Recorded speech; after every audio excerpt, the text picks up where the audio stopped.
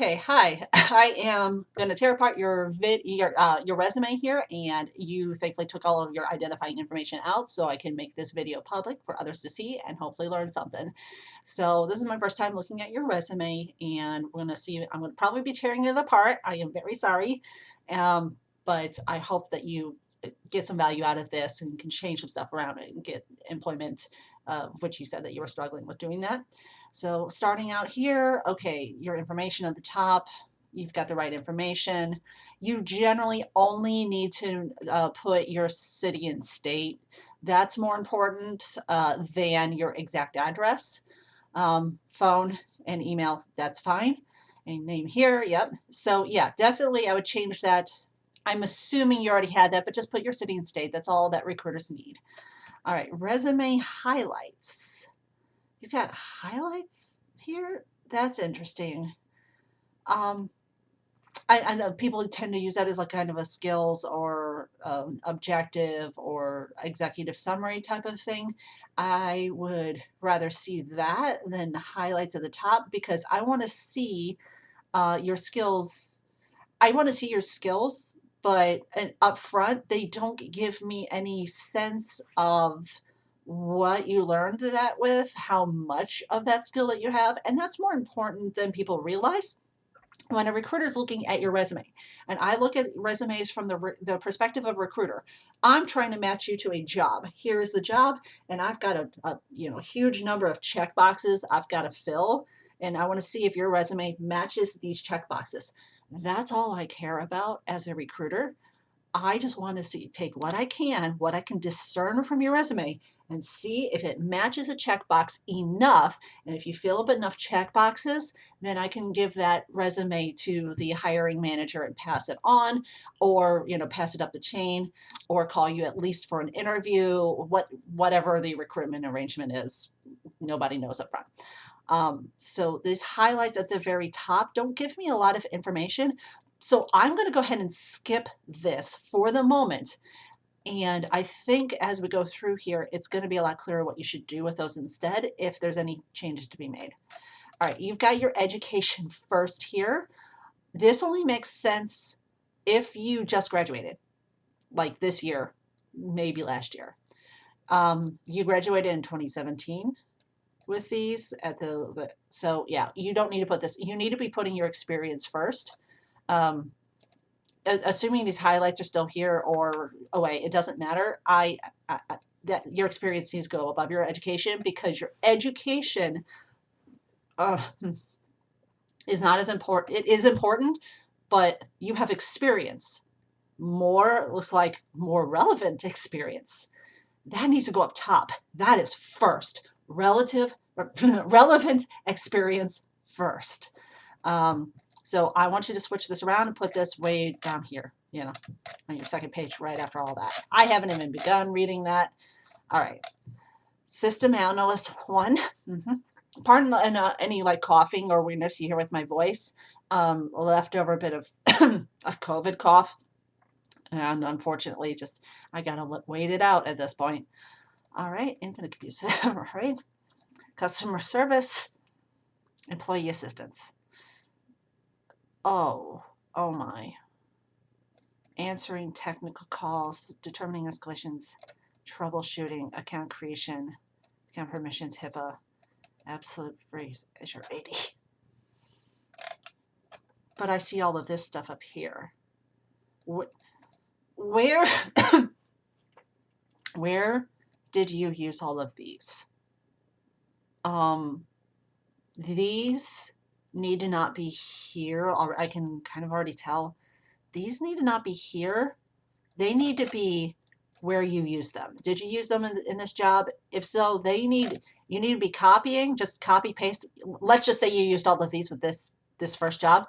Copy and paste that right down here. And then we're going to take some of these and put them together into one longer so it doesn't end up being like a huge amount of bullet points. And your resume already looks like just a huge amount of bullet points. While I highly recommend bullet points, the maximum that you should generally have for any job tends to range around the 6 number. Just 6. No less than 3. And I'm not going to say no more than 6, because the more skills and stuff that you have, you can add on more. But you should definitely try to keep it around the 6 number as best as you can without it becoming just a huge block of unreadability that you're trying to fit under one bullet point. It's a little bit of a fine line. One sentence, 1 to 2 lines long, and if it doesn't fit in that, just make another bullet point. Tends to be about the right method. So customer service with these semi-bullet points, just take these out. You're making it 1, 2, 3, 4 pages. Oh, honey, no. 2 pages is all you're going to need. Absolutely. And like if you're a CEO or something, you can have more than 2 pages, but definitely not. I told you I'm going to destroy every bit of your resume, and I just hope you don't see it as an attack on you, because I do realize that we're trying our best when we make our own resume. We're trying our best to put our best foot forward, and it becomes very personal to people. And when somebody destroys your resume, it's kind of like destroying your self-worth. I do not intend that whatsoever. I want you to show your resume in a light that makes sense to recruiters, that is clear, concise, very clear on what kind of job you want next, and what your past is. And a resume is literally this wonderful living document of your past, your present, and your future. And it goes backwards. Your future should be at the top. Your present should be, what job you have now is next. Your past is everything else, and your education at the bottom, unless you just graduated, in which case that needs to be at the top. So we're going to put these together here a little bit more. Customer service, accounts assistance, and employee assistance just can be one bullet point here. And realistically, with seeing all of this stuff here, having customer service be even on your resume at this point is probably making you younger than you are, and giving the impression that you have no skills when it's basically your first skill. That's like the least skill somebody could have. Think about it. Your first job, you work retail or restaurants or something. Or you basically, that's your first thing. That's the first skill anybody really gets. So why have it up front when you've got way more valuable stuff you need to put up there? Customer service needs to be at the bottom of your job, and preferably not on your, on a really big job or something. Maybe, like if you got a retail job way down here or something, then put that customer service down there. Yeah. I'm already kind of reading through here, gosh, you are way more experienced than having customer service here. Definitely. Okay. Yeah, we definitely need to do some heavy work. I don't generally recommend somebody like, I can help people further with their resumes. What I am doing right now in your resume is literally the least that I can do. I don't recommend my service until the end, when I can see that maybe a person might need my service, which is a course and call sort of structure I've got called the Skills Analyzer. I have a feeling we might need to get you onto that program automatically, and I don't like recommending it up front, but from what I'm seeing right here, there's a lot of work to do, and it's gonna take some time. So yeah, I might recommend you go ahead and look into that. I do believe I could help you a lot more getting this under control and getting it more recognizable, readable, understandable for a recruiter, with all of your value right at the freaking top, punching them in the face, where they're just like, check, check, check, check, check, check, check. That's what we need to make your resume into. So let's see. Actually, I'm going to pause the video for a second. Okay, apologies for that. Family came home unexpectedly. Something was canceled, and they just came on home. All right, so, and I'm working out of my father's house today because my internet on my entire street blew up last night for some reason. All right, so what do we do with this? Troubleshooting with the assistance of the customer. See, all of this, technical calls, determining escalations, all of this could be on one line. Account creation, permissions, HIPAA privacy. This doesn't give me any sort of thing. You're not a medical person from this, what it sounds like. I'm not sure that this should be even on your thing because I don't know how that skill relates. Like, what did you do with HIPAA directly? Or were you just saying, I maintained people's privacy? If it's just maintaining people's privacy, that's kind of a standard, like, duh thing, and it has nothing to do with HIPAA, so you shouldn't have it on your resume. I don't know what Absolute Freeze MD Admin Azure AD is, but it sounds like those might be program names, in which case you could probably fit them into here somewhere, like determining escalation to special teams using Azure AD. Something like that, where you'll put the program name within the line of what skill you use that program with. So right now we've basically just crunched everything to this is one, this is one, this is one, and this is one. And then these all either go in or get taken off. So you've got 3 bullet points, and I have a feeling a lot of this actually should go down here instead. And if so, yeah, definitely put that in the right spot, and this will be a lot clearer. And then we need to know, like, a little bit more about it. Like, let's say this item here is actually down under System Analyst. What did you do with EMAS? Familiarity just means I read about it. That has no value to your resume. So let's clarify. What did you do with EMAS? What did you do with POA and M? What do those mean? Keep in mind that a recruiter doesn't do this job. They don't analyze stuff. The only thing they analyze is resumes. They don't do cybersecurity. They're just trying to hire for that job based off of a checklist. So don't assume that they know what those terms mean. Write them out once, and after that one time, if you say it again somewhere in your resume, which you should only say something in your resume no more than like twice anyway, you spell it out once and then crunch it the second time. Okay, let's go past this job. Let's see what we got here. Data center technician. All right. Amazon Web Services. Oh, good. All right. Apex Systems. So the big name. That's great. Troubleshoot software and hardware in an active data center. Take out these little semi-bullet points. Using Linux, Unix-based systems and logs. Combine that into one line. Worked within the AWS government cloud environment. If you worked within it, I want to know how you worked within it, not that you just worked within it, because I don't know what skills this gave you. So tell me what you did specifically with the AWS government cloud environment. Did you open tasks? Did you create orders? Ensured compliance. That means nothing. That's basically saying I did my job within the rules.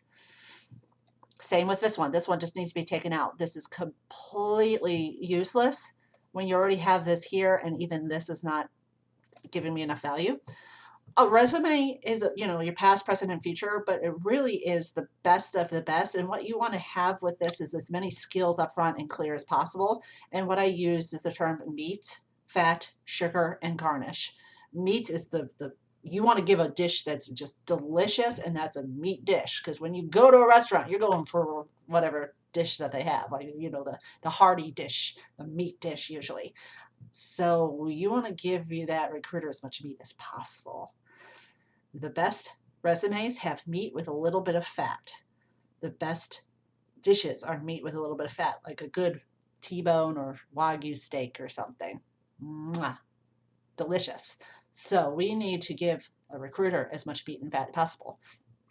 Fat is extra words that help clarify the meat a little bit, or like make sure it makes kind of sense. Instead of just having a few keywords, it clarifies those few keywords plus some minor additional information. Sugar doesn't belong in a dish at all. It's usually a skill trying to be a skill, but it's failing completely to be a skill. This is sugar. This one is sugar. This one is sugar. they're trying to be skills, but they're not, because you're ensuring compliance. That doesn't mean you did anything. It's just trying to be a skill when it isn't. And it's bringing this big name here, but you already got it here. So you don't need it here either. So yeah. And then garnish is extra words that just add verbosity, verboseness to a resume that you don't need. For example, the words as needed or etc. You don't need those in the resume whatsoever. They add zero value whatsoever. All right, trouble ticketing with Remedy. I'm guessing Remedy is a program name. That one I'm fine with. Media replacement destruction. All right, I'm fine with that. We maybe can add another word or two of clarification, such as hard drive media replacement and destruction.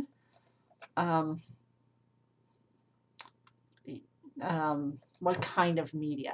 Basically, I want to kind of know a little bit more about what kind of media, if it makes sense to say. Computer media replacement and destruction maybe would be fine.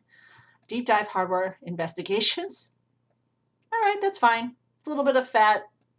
It's not a strong skill, but it's not, strong meat. But it's not, yeah, I would call it as fat. That's okay. You can always have a little fat in a resume. Network troubleshooting. I want to know more about this. What type of networks? Yes, you've probably set it up here, but I want to know exactly what you did in that network troubleshooting. Network troubleshooting for 50 desk environment, something like that. This is meat. We need some fat to clarify. All right, unemployed. I freaking love the fact that you put this here, because gaps are not seen as positive. However, that school of thought is changing. And given that this happened between August 2021 and June 2022, pandemic time, even though it started in 2019, I actually like the fact that you have this, but I don't think it's offering you enough value to have it. However, I do like that you tried it here, and you totally explained it with COVID-19. So do you need this?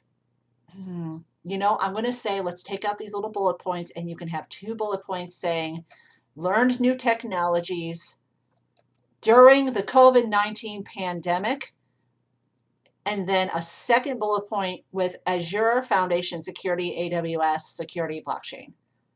The spending time with family. God, I love that you're trying and you're putting that in there, and it makes you so human. But let's go ahead and take it out. It may be a detriment for some people, even though I freaking love it. It's bold and it's human, and especially having it here too.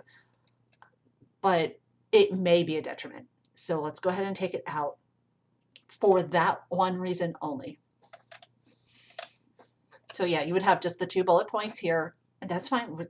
Unemployed, you're being very upfront and honest. I was unemployed during this time, and here's what I learned in it. That's just fucking impressive to me as a recruiter. That's impressive. The fact that you were open and honest. I didn't have a job, but I learned this shit. Perfect. I love it. That alone would make me want to pick up the phone and call you, because you took the time to continue your learning, and then you got into other jobs after that. Wonderful. Okay. All right. So information security engineer, ISSE. See, what the? Not what the, like, wow, the meat. I see a lot of meat here, but I only see two keyword meats. I need some fat. I need some explanation for these. But this is a lot of meat right here. And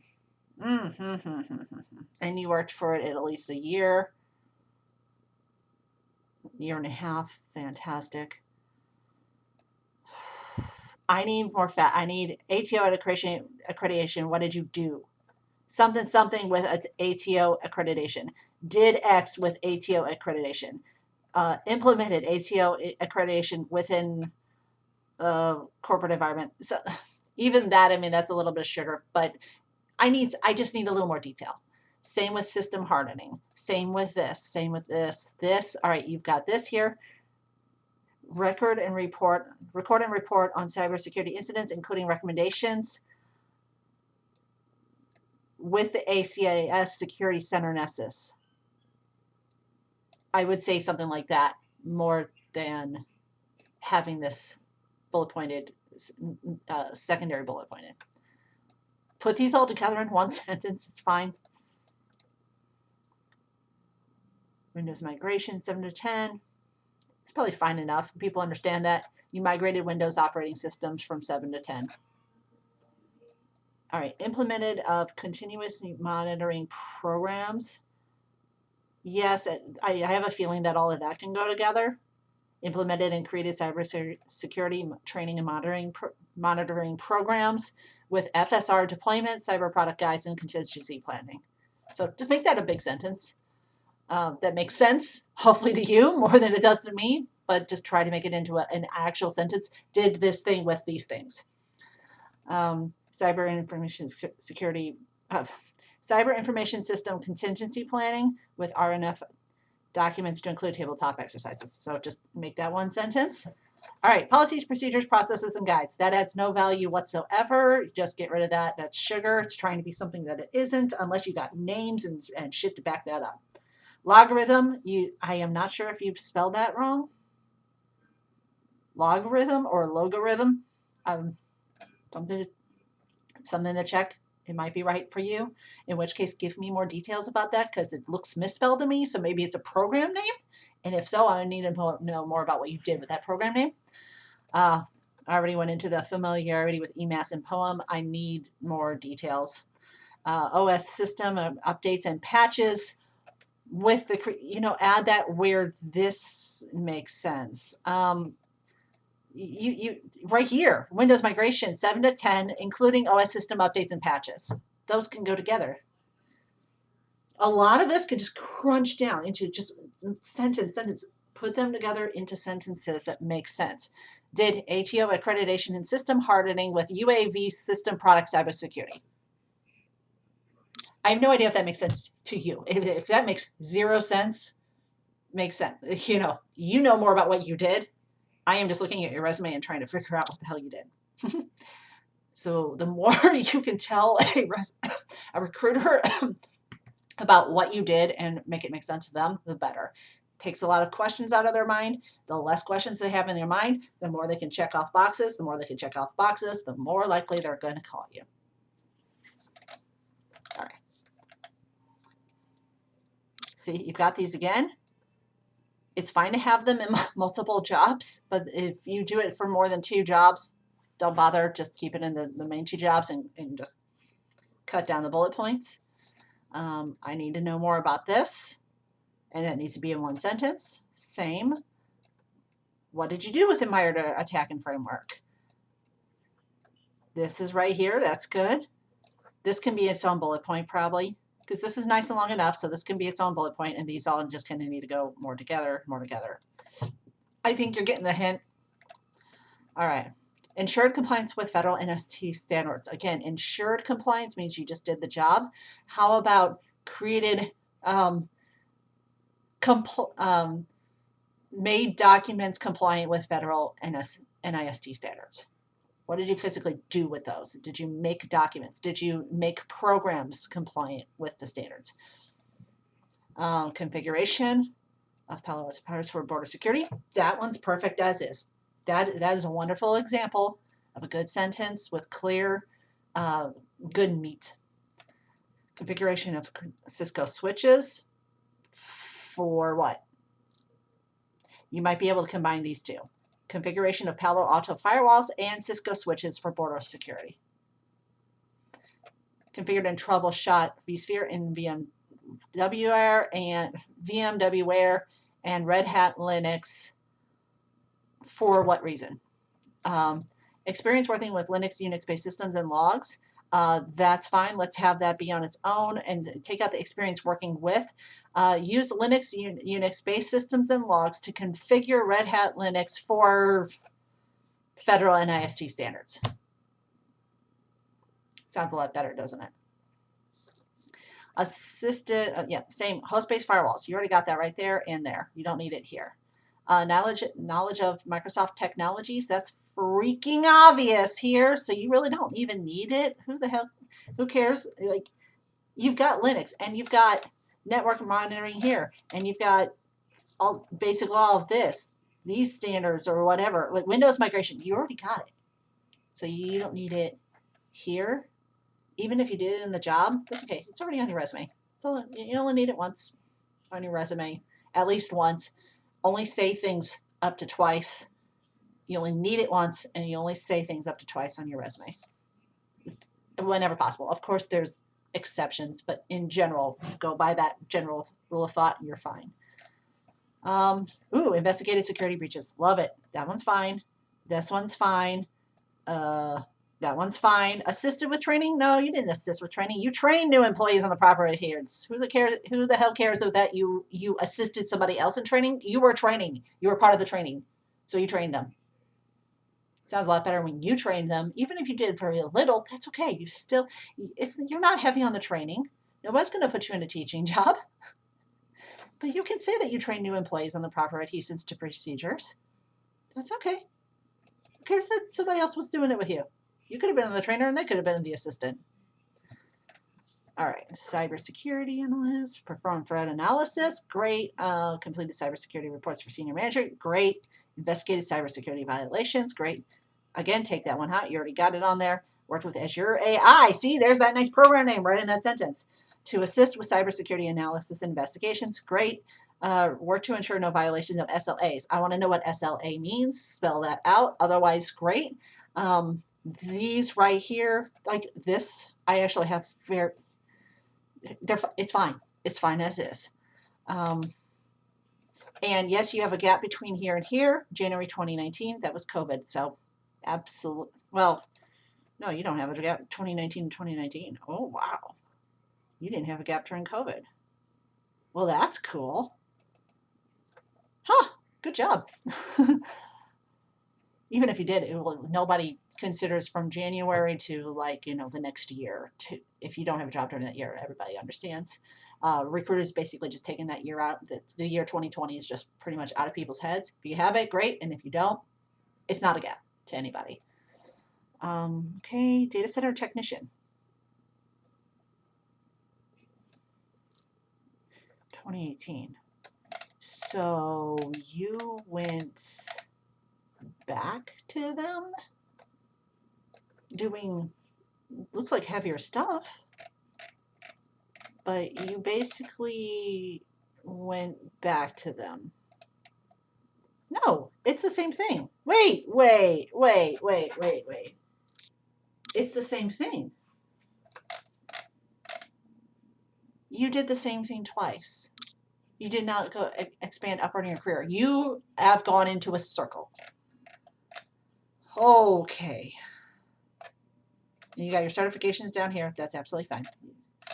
Okay. You went into a circle with this job to this job, even after getting your degree and everything, which you got in 2017. Okay. So yeah, you went back to them. Never do that unless you're going upward in title.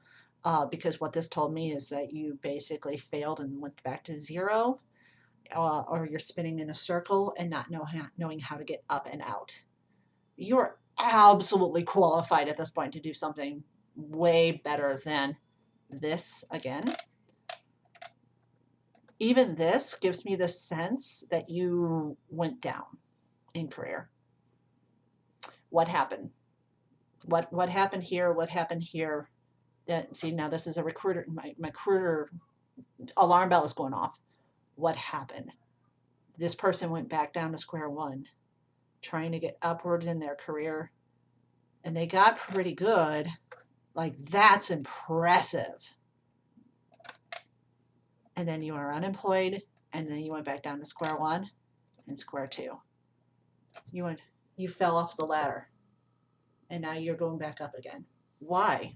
You are more than qualified enough at this point to have something in the a senior analyst, senior security investigations role, something in that at least, with what you have right here.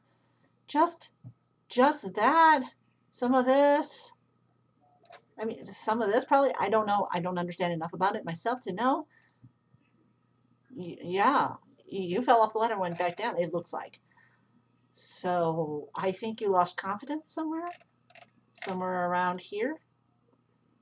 Even though you learned stuff from it, it's not showing up much.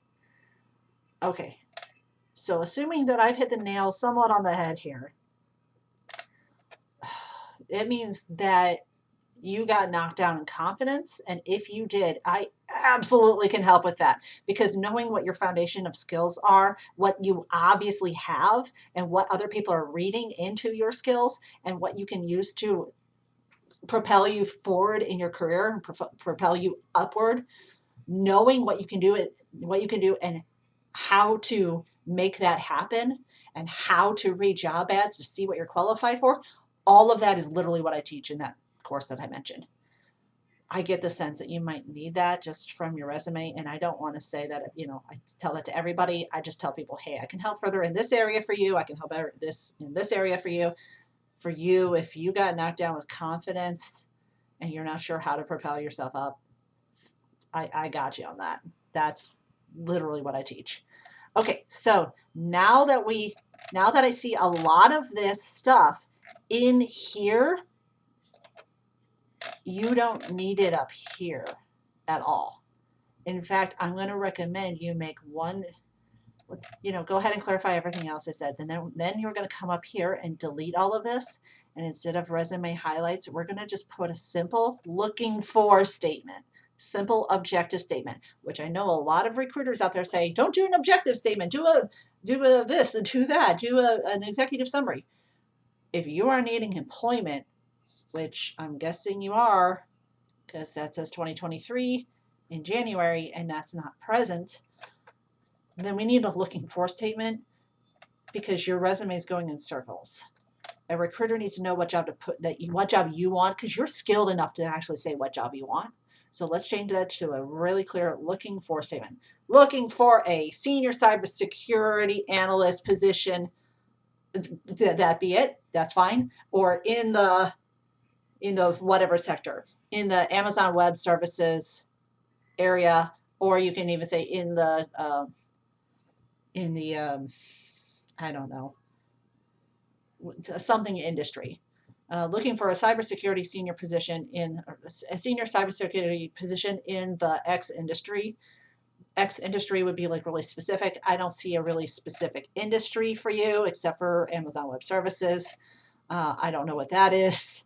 I don't know what industry those are in, but like, let's say, okay, Textron Systems, that might be like manufacturing. So you could put senior cybersecurity analyst in the manufacturing industry if you wanted to, but realistically, you don't even need that. I'm just giving you an example.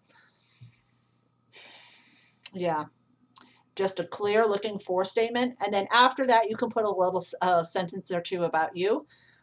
And system analyst professional, focusing on, add a few of these keywords, focusing on Red Hat, Linux, and VMware, skilled in the sector of X. You can totally just do a line, something like that, if you want to add more. You don't need to go into like an executive summary at that point. If you want to add a little bit about you, that's fine. Love working within POAM, something like that. That just adds a little something special. So I think that would totally just change your resume, even though I think we could get a lot clearer on a lot of this. I hope that this video is going to help you see where things are just going wonky in the recruiter brain. And I hope that this helps. Yeah, I'm not necessarily so familiar with all of this, but I know as a recruiter and me trying to check boxes and fill boxes, I don't need to be. I just need to get keywords and check them off. So it doesn't matter that I don't have that experience in the exact industry. So if that's what's happening to your resume, is a recruiter is not seeing all of these nice check boxes laid out really well, and it looks long and unwieldy, and recruiter's just going to be like, okay, so customer service person. Okay, and doesn't qualify. Trash. Yes, they're going to read a little bit more into that, but you're not going to get the clarifying like, oh wow, this person wants to go into this job. Okay, cool. I know what box to put them in. All right, I get what keywords and check boxes I need here. All right, yeah, I got a position for this. Let's see how well he matches this one.